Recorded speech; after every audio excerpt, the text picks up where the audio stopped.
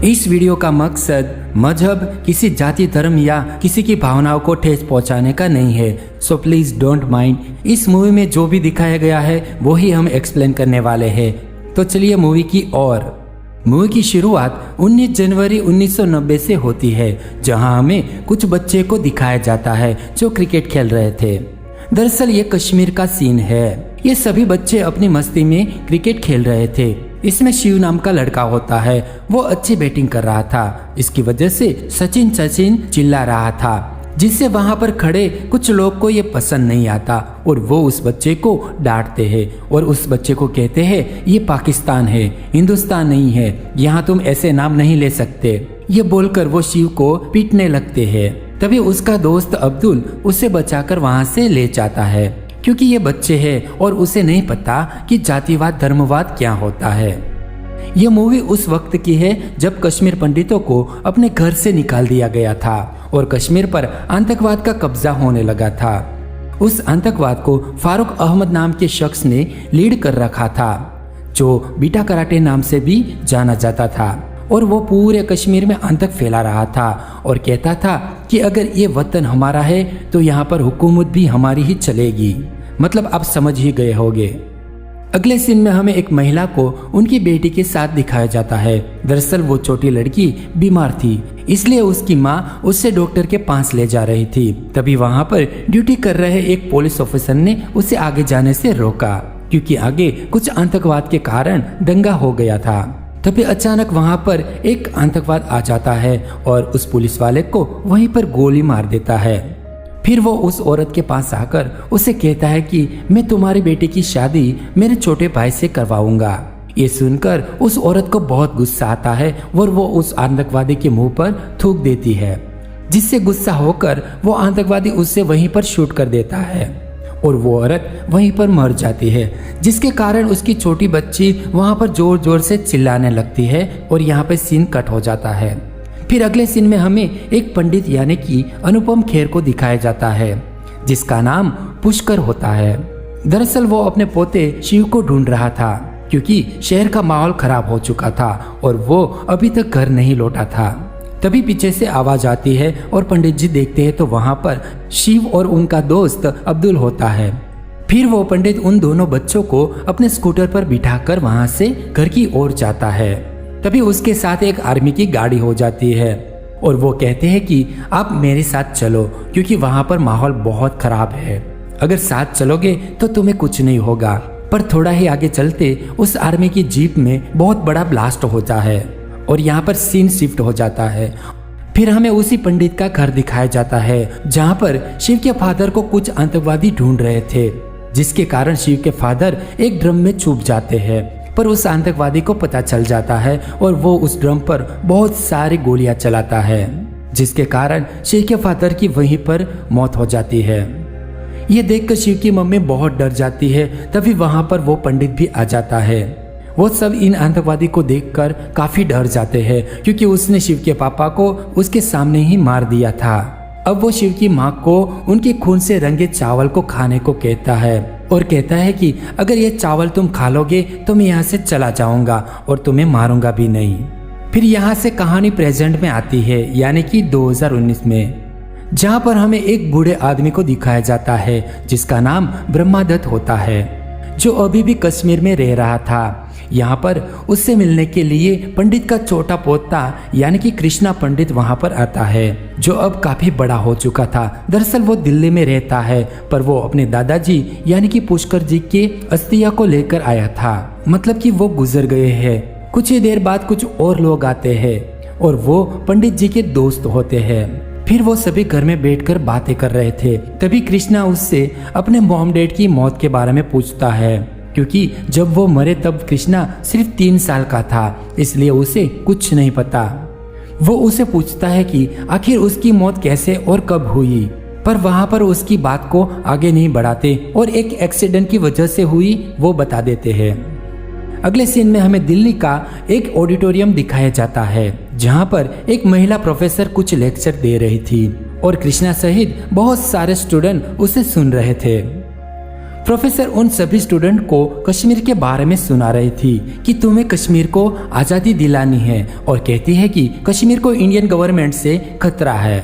दरअसल ये कहानी उस वक्त की है जब कश्मीर में आर्टिकल 370 हटाई गई थी, पर अभी भी बहुत सारे लोग उनसे जुड़े हुए थे क्योंकि प्रोफेसर राधिका को लगता था कि कश्मीर इंडिया का हिस्सा नहीं है और कहती है कि 1990 में कश्मीर में कुछ नहीं हुआ था, वो सब अफवाहें थी और ना ही किसी पंडितों को मारा गया था।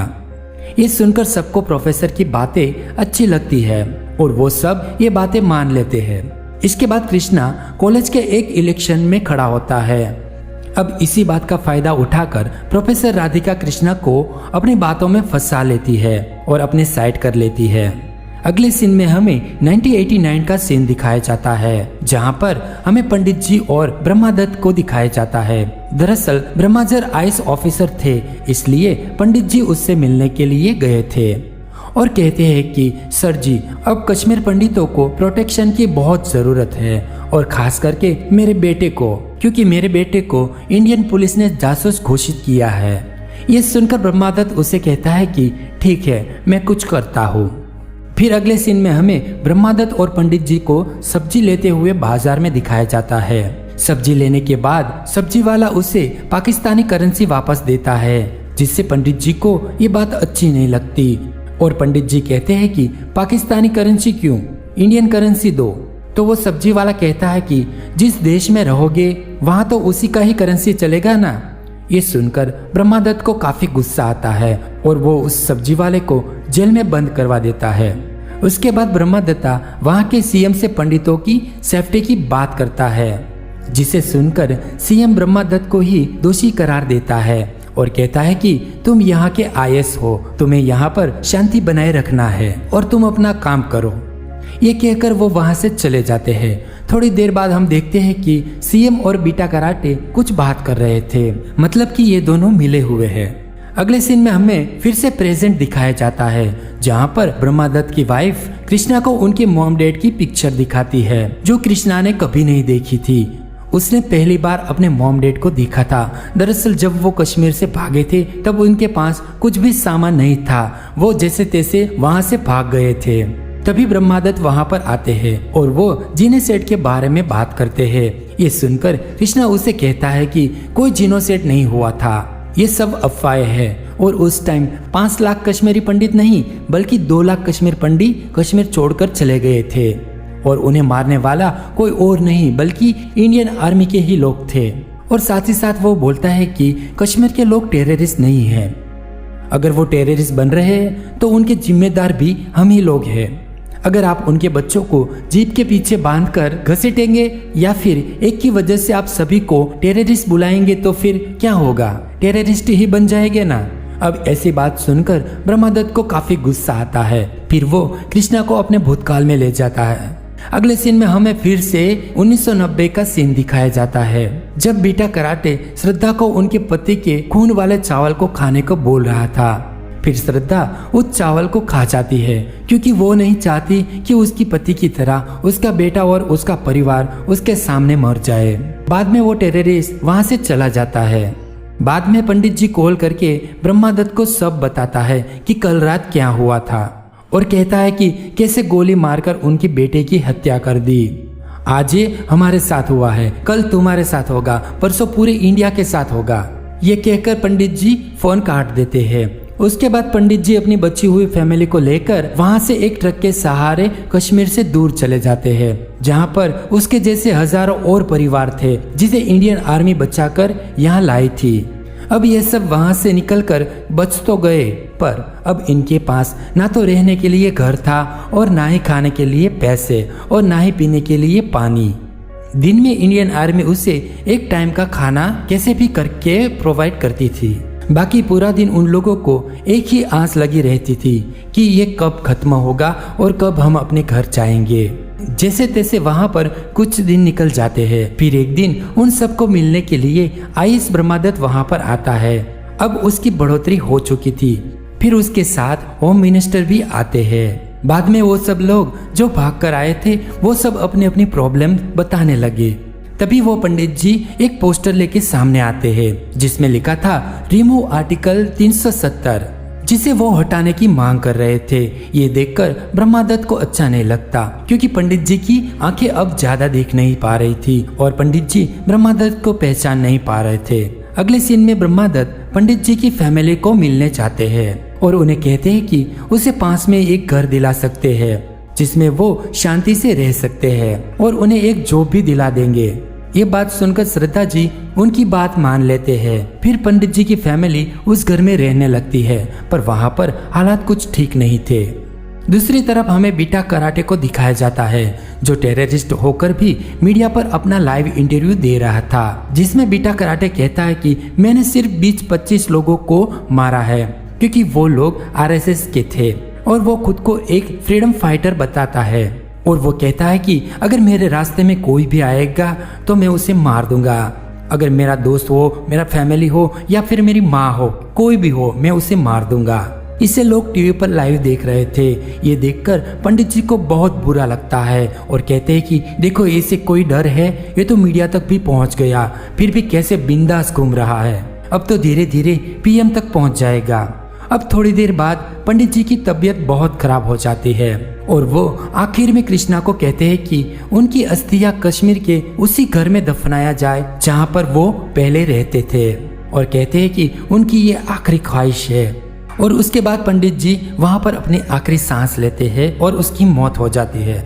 अब फिर से कहानी प्रेजेंट में आती है जहाँ पर ब्रह्मादत्त कृष्णा को ये सब बातें बता रहे थे।